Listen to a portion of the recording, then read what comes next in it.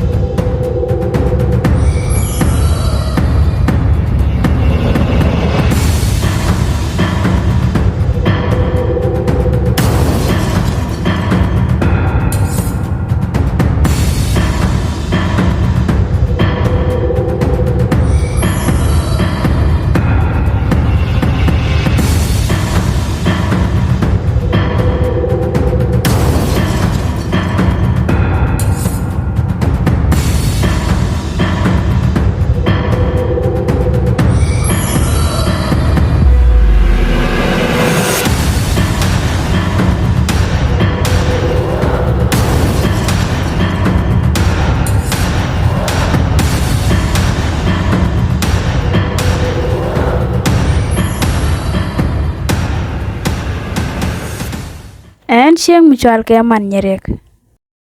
en chalep ke business miro managat ka en business mo agas chak ala wa chakok ka ba ke nyoko mo wa ka kwak dung do re business na mo te ka chap malala da la re be chak piu ko fa midit ko la jak ka shankel chwal la ka ci jaw ban ka ka wel mi joga chu chak nyaka rep ka piu dung do chu wi da bo ma nyak chwa ka nyoko mo wa ka re ba nyaka piu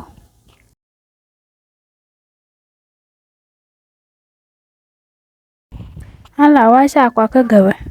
de man de wan tin ti kok cha kien bo dung do man to chicken cha kien la rep ka piu ala jak sha la mo ya ke jak pin dung do chang ne men la da na mo la ba customer tong wan ka dong da yen ga ke ma la ba ka ne tong wan ka ala sha to da palesian ka la mo ke piu ken sha to kan ta la ka manas ko be ken ko mat ran sha ka chwa nok dung do chen la kam sha tin cha nok la ka me tin che siang ka piu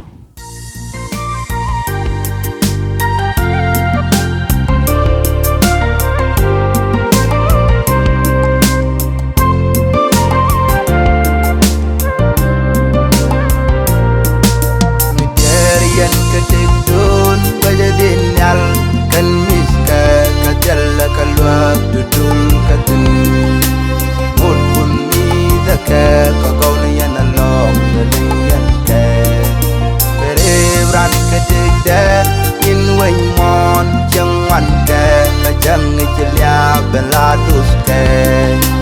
kan kadi telot kamet kan boy medi remai mederian kadi dun gaya dinal kan miske kajal kalwak dudul katin mut pun mi take kagonian along nalian ke berebran kadi de in way mon jangan ke kajang celia beladus ke kan kadi telot kamet kan boy di terima bayanin te kadin wo katok dinju kudu jate kapuj ko der lo ai ke kwete ka lo kude jairo lya kudu shangti rayena studier ka baiteka unyal jumoy ka pot jairo lya kudu shangti rayena studier ka baiteka unyal jumoy ka pot wajanin te kadin wo ka tok dinju kudu jate ka puj ko der lo ai ke kwete ka lo kude jairo lya kudu shangti rayena studier ka baiteka unyal jumoy ka pot jairo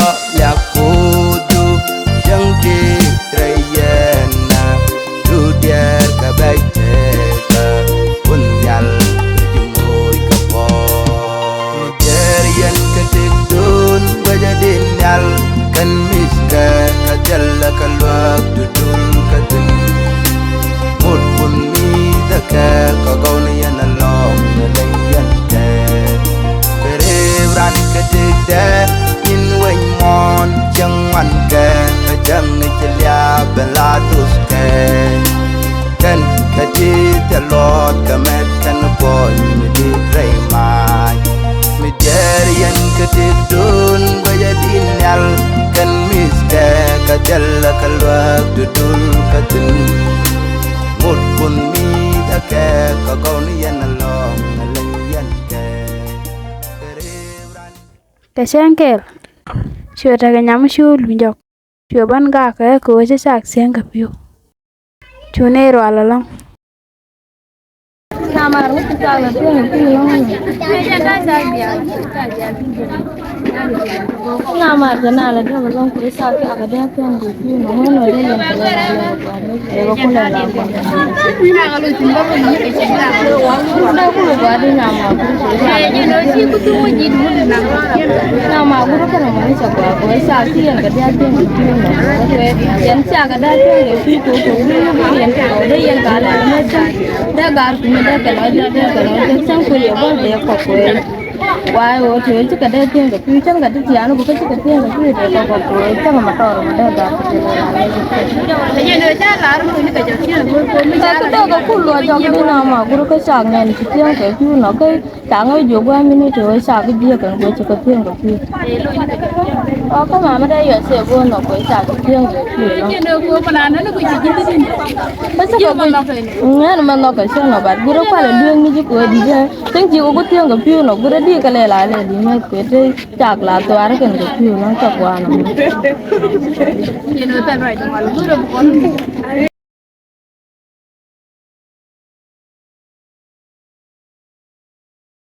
Semereka lawan lungga ke gang medini siang. Lakawa gaga saga dia kan. Dulu siang anak goda kan cago loyak. in way mon jangan ke kajang celia beladus ke kan kedi telot kamet kan boy di terima Wah, kalau gua naro din jen kursi ke tu, kan bedor coba tam cang dar kan. Ngayon na ta naro din buat dah korang dan dia ngasih sen. Ki mutong pi ching ta buan ta kono pi. Kau gua macam tu gua, kadang dah nak pergi. Mati ciang aja pan cak berjalan ke, yang mati ciang kan, gua pun nyeng, mana yang lawa jalan, kalau kau juga lawa, dong lah kono aja kalau dia jor. Kalau juga ching mana muda. Dia kon jek bang, yang sama aja deh. Kadang aku lawa tinggi, mungkin lawa. Kalau tin nyeng dan cang ngopel ke, cang jalan kono ngang dia ngopel ke, cang mau orang ke, cang dia kono nang rokon, dia kono nyeng, dia kono lawan aku. Okey, ada. Ku mungkin yang diseng ayo mua ram ke ayo, bo rai ke. Ni kau makan ayo bakan ya. Ada. Jangan kon kungro dan spun gua mau ada kon ngejogi. Itu yang mandun mun kon ke kon harukun. Jangan jikan kon mengai ku kenying tian iyo. Dalam bekal cat. Dulu kon uju kon harukun. Tadi ke siang gua tajir mandun. Ini juga dah yang kuat, dah yang kuat dah. Dulu spun itu bar ke gat. Ya mau kon kam ke iyo. Dalam bekal lah tentu kenying. Kon pen rumah pada dalau ku cuma di kon belajar ke sekolah pun. Makin cara gua cara agak deh yang makan.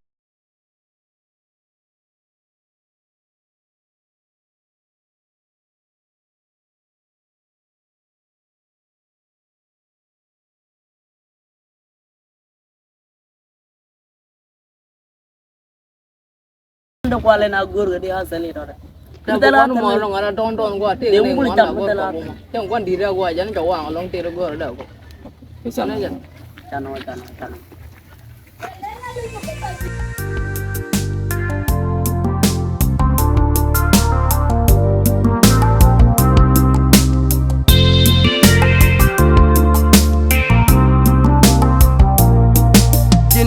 Jin ne megro dudur jin ne dugro katat kajangan peng miam waidu Ini jauh kesuk. Cua gat ke banja ke caka mere shuer. Jika kon harukun. kajangan peng miam waidu kuijin ke nyuri palkutu Ingmar. Ada yang deh. Ingmar. Oh, ini dia nggak? malah je. Oh, kan namanya. Nama kamar kan? Nyawa. Oh. Jual deh. Kalau mandu dia deh kalau ngecur pun dia. Dang pun deh. Dang biskuit. Gua ta kontak ke ban ke tanai jaga Mamadun. Dan cinai ban tanai ju biskuni ti biar bargat ka. Iyo biar jogi cing ala kona gori siang malan burjo dai tajak. Kalau biar tanai jogi biar nung kwak. Baga kula nang siang gua mi gudor gor kono jur kona. Ajan baga nai ta law ban ai ban lor kwak. Nei kula nung gua ta Mamadun. Iyo dan nei kun nyoba lor ko. Ada. Ala kuah kata. bine ro ko mo ke kwa yo mu ne ko nang yo bine ka nang tieng cha jur ma du yo ba ya ku lo ta lo leo ga me yan nyim mo ba ya ku ba lo ro wan nongo antiele Judiar kabardeka Yeri kaminongi Yuri palputu Jejak kamingore Judiar kabardeka Yeri kaminongi Jin shejinane megro dudur Shejinane dugro katat Kajangan peng niam weidu Kujin ke Nyuri palkutu Deja kamin gore Judiar kabardeka Yeri kamin nongi Nyuri palkutu Akan discount by no one kontra. Deja kamin gore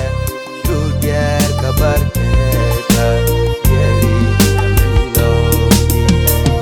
Midarian ketikdun Wajadin yal Kan miska Kajalla kalwak Dudul katun Mudpun midaka Kagauni yan along Nalayan ka Beribran ketikda In weng mon Jangwan ka Kajang ijilya Beladus ka Kan kajit Alot kamet Kan boy Medit raymay Midarian ketikdun Wajadin yal Kan miska Yan. Kayan nere kalau tu kata. ko ne ro Mujhe yang tak pun ni dani. Kinare kon ben ba kon nang dar ben ni. Jalla kalwak dudul katun Mudpun midaka Kagauni yan along Nalayan ka Beribran ketikda In weng mon Jangwan ka Kajang ijilya Beladus ka Kan kadit alot Kamet kan boy Medit raymay Kinare kalau benar ni izin kom biskonu ko. Cikan kuak benang dar pajur. Dar pajur ni. Ada pula dia.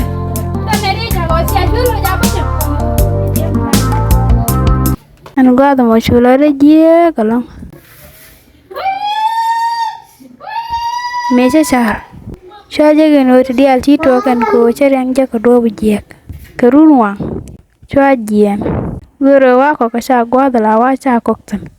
Dungu sio terek musuhnya tu apa nyakau. Chua rum kagat. Ka dol ga kon kon wang lang ga tala sal me biga ta bale lita ma jeno te biliam no kono ko ta la jal do bati la jal la go man jarira no jeno baro pal pingo nyok madonga bele te mo bene yo baka bokko kon yu beje go nyok madonga bele ramo do ala yo bakan charan che kip chele do bak sadu go lingere yandi ala do yo rabo do ala yo kajje do yandi ala yando jalare go jalare te bu ñoo jall groupe go babay bu kon do ngi yana muy bot ata yana ro dan pal pingo go ci kon ben ñu tenen lo asel je liu zaru ma ci liu ma eta ko jidwal ko joje jala la dal na mena tala ko lan mo dong ta jen je kon kun ga jena mena jen chuar mena wana jena yo ko jidwal karani yo jang ram diri yo joje bala ngi mu ran wala ba ken ko na lang ram man ba ben mu kitab men lay ni kitab da ko na garan ja mo ga yo ko na ja da no den go biye ma dan dek ten ga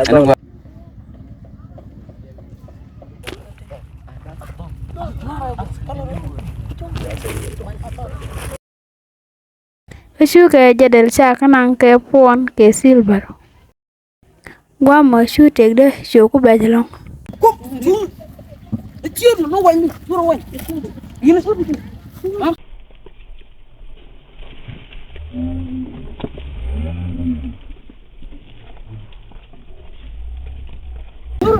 yen jelo ko ko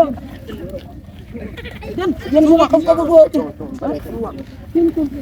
bercai ni ngo ngude ten ngo Etel dor Kamu bilang kau mana? Kau mau punya jam. Aro mana gar ka tala dor je. gat de ko nguni tin ngunke ha ngula gat nguna ma abe al ma de apa nguna yen mati ga nguna abra ya cuni cuna ca berar jen kabar kan dia Matadil mo muna. Majin tagala machi gila mate me. Okay am gua do kon Acana apa pe? tagala na ma Acana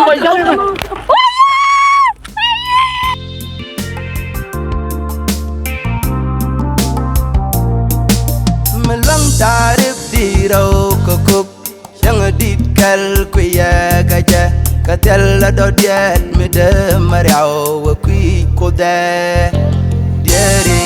kemuka Unyal jangang tu Ngajadi ngopi Bueno ma. Jandalam ada wajah. Jang anen cukup dah wal tinggal lu sabang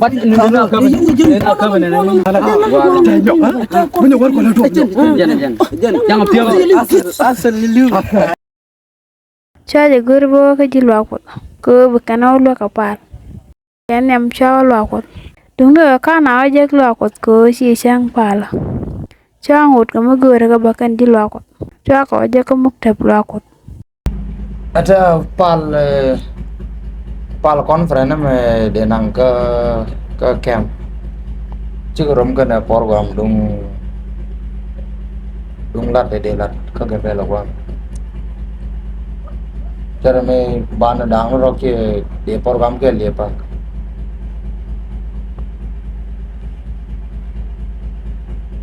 baru dia kam tu kes tu dia kap jok okay ya mungkin dah nawa buat dia kap tu berapa lama dah kembali dia kon mete yara kan eden kongoti janda nar kul da ga dungna metal mete yara gor ko de ne dia la ke de na chu ke de kap jok bo metal mete yara ke de kap jok dungna mete yara ke de tana de kan do de na lo let ta de la lat ke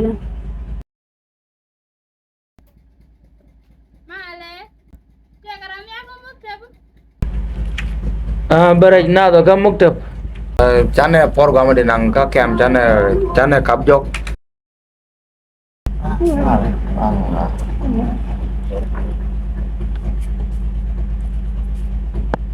pa min ba ga ji ko go no biang ba lwakapal te ga rek dum singa jag na tong ni ala da ke business dum chak lo jag chak ba mo ke piu ke jen jag nyok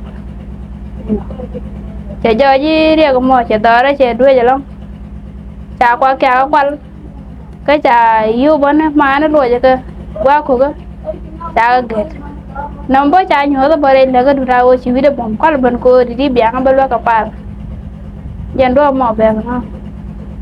gua mesti caro car mu gua ko mesti ko mesti je gaire cari ko bu bani jin kane din kon to la ji lo ko kui ko de je ba lo ka pal sen ga ta yin chi ko en ga de la ro chi lo je tes ke jen ro bo mo sen ga ta yin na no chi char ke je no bu bani jin lo ko ba je ban lo ka pal ka min chi duar ke je ku kui la du min chi lat kui sa ai sa ko mu ji ga piu bu ko mu de kel no mo de ta ko mo tot mo dong de matan min nam mo dong de la ho lat của che je no lat gua ko let ro du ka gua ka ku bible support ko di ro do la de kan mi ngi queen di re waje ka salon ka raw da ko la che ko dio ba dual wa ko wal badak min la da tin da ko ni chuto ka jan ba dun walen ala min la da ka ba dual jan ka mi ta ko kel ka ye ta ko yo kam raja mani ramun lug lat swar je jak mis Paul charanya man chala na do jani meta ne kel ge sine kam ran mi chet ke jena mi ko kilat ko ramu we kan ni sila e de chimit dung do chen lo no mi kan ni la wo chilet chi bi mit te ko do mu jojo gwa ka to ba ko kon tieng ko kora be ju kulo lit ko chi bo mit no mi si ka to mi chi ko kon chup nyo do ni ju lat ko bible te ka kwidien kane t-shirt ke ken to ka ba dwaro ejana tama ne t-shirt ke to ejana jung ne ke ki jung ne kare kwarni Yesu Kristo eno ne ajana bi kala din lat kabet ko bi gam din jakten win men pol nyu dana lat ajana lada mira mata bang alet cilat ceje mi jira mata bang cibi di panana bitake dung dulajin bulong kelane jin karwado rei doaro gwadin titino mi ci kodo mo kalong ke mo ke tat dir lan do bi dor bi je yegla gwada me ka bad wal dio ajana da mare chwara wang klat ka mo gwa cin mi lan mo gwa mi bitege ji ko bi medu bi je jekten ci bu wang ke je bi je romten mata da la dum to do no ware chak ku kula kwakto ko gawken ko kuita gadu kenin ku gad ku rom ka tel mi jekten gwa apole chwara wang da mare kalat ka mo gwa ko jen dia medun ku le jekten no hat bay me de to ku lat de to ku kiru ko lat gwa ma bata ka muton mi bu mu ka ba char kiru mo no bielo ten dum do bay la dupin kon bi lat bielo ten ka men ngai ke nam ngai ne ala men bi ke men bi gwa la ba ji lo ka pal ke ci be ko dunu ben kana dunu ben la bi ko kan ko dama mkin ko rom ka je ke ne kon ngaji la ja pal ke di chalo ke ja per bang dunu ke nyam bu ko bi kon ngaji ko di mi ci ngaji ko di bu ko nyal ba chwa ga ngate ka bi ngaji bo ko du lu ci ka mo ci ko la da gwano ci kwa ku ci gar yar ke ci gat ke la jog la ja tien ke piu bi jo kel bi moy ke piu ke jo kel dong nyok cha kwa ku che to ga no cha ka get cha yo gan ku cha ka nang ka cha kwa du lu cha kwa lo ci rang mo ci je ka do mi je ko goy cha je ko goy den ke tan je ko yo ko je jan ta ko ran mu gor cha ga la cha ko ko cha mi ci cha ki bi tien ga piu cha ga de bi ni je ko chom ka tal me de no ngai point ran ka je na mo ci ko do ko lu ngan ka no go mu go o ka rai pelu gwa me cha ku lar gwa no rang ma je ka do mi je ta la jalot mi guji la ala rang ci je ka do mi je ci to ka do mi gwa pa ndu no ci ku ji ci de ci jom ha daga ka ji ci no gwa no ci na ti ka bin yo ci bilan mi bina do je ka gwa ci no ya ko mi ci no ko jan gwa den bu ko nyal be ji chu lok tin ka re gwa ko ci de la gwa no e ba lo ka wi ka mi ci na do ka ta mi je ko an cha ku mi la ka mo ji ka piu kara mo chang ga de ko lo ga no de ka na du nyu no chan gor ka cha bal ke tel ka no mi guji ci na ti ci du no yo bu ga ku bu ko bu ku no ka bu ga jo cha ko no ko ci na ka ne ti bu ko mi ka kom je lo de du no bu ga ku ji bu lor ka ta lo la ko la na da do je tan ka yang mi je ka do mi je ko cha la da tel je lon mi guji la kwa tel lot ka ji ci na gwa no betin gor ke tin de al tin ben ka ji bu ka ta lot ka ji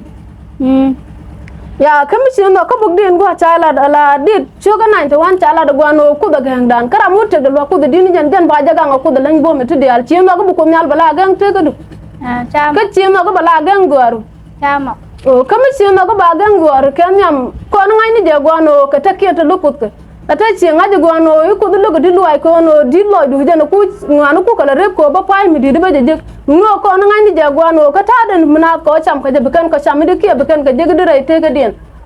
mi ci no kam no ko nyal kam ni char ni wala bu ko nyal ba chute la gang gwaru ko a chang ne ka bug den telar gwa no be gang ka jot la ka ko na ko wer mi wi ko nyal we da ka gang te ka du tal mi bele ben te ka du ben nyenga tin yal tin gam ka te du ci no gwa no bi nyen ni ko ka tin nyenga ji o ka gora gwa no bla na men te Allah ko nyal ki ben goro amadi an men te Allah ko nyal bi chula ne je an men te Allah ko nyal chang bla gat ka chak ngani je gwa no ngum lo ko bere chak to ci ko do logan wo de na gat ka cha ke di do de jalat ka mi di do je tundu ngo lo ko ni je ci re bi di ci la de di aje na lo ko de mi ci na go no ka cha gwa ber ka ko ni ya chu je na la luang na tin men che lar gwa no bi aka yen tin yal tin di chu kalat ka te ga ku na me cha ga mi di ka ji ko cha bi ni gan ku cha ga kwal ke cha kwa ku cha ga kwal du ngo a mi di ka ji ko ci no gwa no bi ya chu be no ka bu jan bo chu ko dok ko la ba wal ba ka che lar gwa no ko no ko ne di along chu ga men kel ko ram ko ram ye ngat te bi du bete te ngutal pe no ne di al men ji du du no tek che ben kam ka ne di al tin dal ka je di tan te ba kam ne di al tin hat ka je en o ye chu che lu ko ku du ka mi ci ngaj gwa no ye chu lu ko du ka che lar gwa ne di al tin ma ke le ren mat ka ala mi guji ala ka te ga mo mi me ke le ren mat ka ye chu o bi je bu ka pen kaji be gor gwano be dilu aj be je woyray te ko du shulu ar be benata lo ay ken moñ lo jang nu ko nyal ka gang rai te du ke jang ne kama loy du man to bu ko nyal ba chutu ay te chang bene lo ka pal bene lo ka pal ma ken loy du kon kam ko da ken ne kam ko ci ko nyal te bu dog du no la rai loy du no ci ko nyal te jang ka je ni ci na la ci ko nyal te ni wala bu tong no pal ai chang nok du da no wan che ta loy da du da te ba nok go a yo ci kwen go long te dialo let kon go wimon kame di shoka bakel ba di ende gore diok la de je kona gondi siang kwara kos kan chunga ka ba te dialo gorian ga ba kulamat ko me chon ka lani ajana ya lag jini no diloy mala ran business ka che gore dere pai me di jak la ran da je ka puju go abat lawe te ka do me be customer be ke jien ga na me yara business no war to wana long wimon ke lew che jin ka ro che jin gara ene gwan mi chin wala ke business tin la ta rawta la to ga business mo dare tol ko kwide en wara mo mata ga business o kala to ga dare tol ko kwine en ko la gan mane la ramala wat la ya gore bo den be tu mo be ja ka tu den ke ru nuar tang wan la rana gore be yo ba nong jor be tu ko kula dun wara be ja wa den re ga rawda kan do content jo kula nuare ten kula ji business ne along gore je daran la daga ngach ka business strategy ka nyama karan kana kon daga business rew nan tung wan dam pai ne ka tung ne especially gembel ma kula gap ne dam pai ke chak ten ne wan wo je mi jo go je tung no ri dam pai kon ma di ko jan die ka bun die je te yo de jan wan ka no re rew student wan chicken mit ka tung no re why lor ga men jimi de ka tine o chinware la rana gore be pai mi der do bolno ka rew be je ka dor ka pai mi tot mila joje mal nyin ko kokten gwa ni jen ka pai mi din mi china be gaji ene tu ngor mi tale badam pai la bon ngor wan tin ka pet pat bina nyok ka jok na me e chale nyalong ka I believe ko ka taj man ne la creation ne me ka ne la muslim mi lut kan long siang business mi chi muslim je ka business de la ja gore che dung ra mi che ba mat ko dore les so na ma gore je di re siang adu bilani min la les du la jin tu gore bra mi beter azra me creation go along di la ne mo go me tel lodu ka bar la man la du bo ra mo do kok belo de betet mo loy ko ba betedi betet rang me je do me je tele jalot jen choma de kam ye ko kwi mata ba du me cha kwal la wona ka kwak ten cha kwal chang a wona ka talpon bi mukta ba yilwak a mi kon to ka pale yo baju kwaku baju ko kwak ka yo mukta ba baju lok dung do gora bita ka marian ko bita bi kam jesus ka jen gwad me ka wa won yam bi gore me chir ka na mero chinyok mi wilat ke business me bilan yam ga yam ma ko chuju gore bro mo ka pai me bra mi bi wotar ka chu mi je chu chap ka business do chuju gore bil me du ledra amrodian bi banang na mo choro ro jen chuma de kam ji kon jim mukta ba jen me chi to ka brother john chang me ji business de tol jen the same thing na me chi cha ba nyo la de nyimanda na ka live me jen yer nuar mo jen yer business nuar nuar to mala kana la de mu chi koro ku support da koro support kon nuar da koro support but lo dan di de long ka pai mi di te la problem jen to business jen chang gore je long ba na ngini to che de ngini ti da ku mala ta ngatin ko da nuar da ka understanding ka entrepreneurship skill bakor janial bana nyimandan bana lo kapal mayana to kapal bi bia ne ko la ka share bia ga yore ka bia warga yone te nong de ra mo lo ka bia ga rela ka ana baro janial bana pal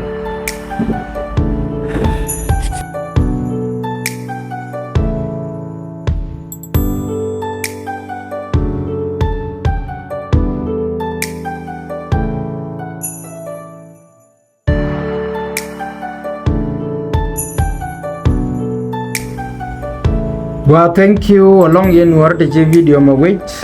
pili me kam go jar ka ku gap ka kon go apu jo dar andar gap chat ka nuare go along oda kon lat kon nuare che jor tu wan che ka tel ka tarai ni ga yo nuare win de ko kien go along o kon nuare da kon ta dul go ra mala dundan da kon ta ka tung te la nyen kon che je dundu men ta ka dio me chine je ka ta ka dio ka business ni kon amen la shol ke customer care kane brand gain mi di beje dane kam yo mijiram to ke business domar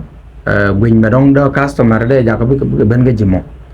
meta me da customer ja ga jien na ma mane charten ane chang mi chi o bia yokul ja ka bia pa ja ka me tot long para pai dun kane da ko ken chat ka men da buin yene kon da rol buin kam mijiram to wi me ro dien pare pai je ka pai de je ka ram ro dien mo en ko la nial imagine mi chi wal che la pe yo ti gen badak buin wa meta mi je na mo e pai mi ni pai mo ke yu du ko na wes ke ji mo wal bi ta ke ma di de mi chi la pe yo di gen baro ke yu du ko la wes ke ji mo di wal di ma di de le di ta ke nyam bi customer ko bi kon ngaj bi kon consider customer ko ka ngane so majority of customer rate ban ka market ke student ne then the jo student mu we mi wal ka gen badak tu du bar lo nga ban ru na ba mi nyok ka kon gen badak no kata buin ka kwan gen wa so bi ko ka buin number ko ka buin ta din ne no ka number la ko tun no re ka sho lo ko kwan no re ko kwan no re chi yo ken ko kan yo buin bolo ne ka tun wa ejen message kam ge ye goro ye bi chartin an ko de post ta pele mo de rar me cha kam kon ala pa tu ko jen pele me jatin bi ta liba man me cha bara gwa mo dong de martin da queen dialon kon ci film ma kamra le dialon kon ci jojre film ci jen cianga ka ko kana ko dol dialon kon tin ciagu ko gwa dan register dialon kon latte ci jen ciandien ke ji bible school ti ta ne kel an gwa ma ngo cha ku gor gwa bana mane baja kamrar ma kam gane jarar ke ku lok kane ko kien wona ke nyuma dan in ko chak ci jen ciana kam gane jarar ke ku lok kane ko kien ko bane dialon kontin let mi chet ke jena mon ba ko chum re ladien no ko brana ngajan gwa o min lede dara gwa go do men ki dara je go do me ajan do ba non kam ke video rar ga ja dia chu ngajan gwa ne dialon kon tin cianen ke video ci jen ciang di bible school kel kane biata kuma in jalke jauh tu karewa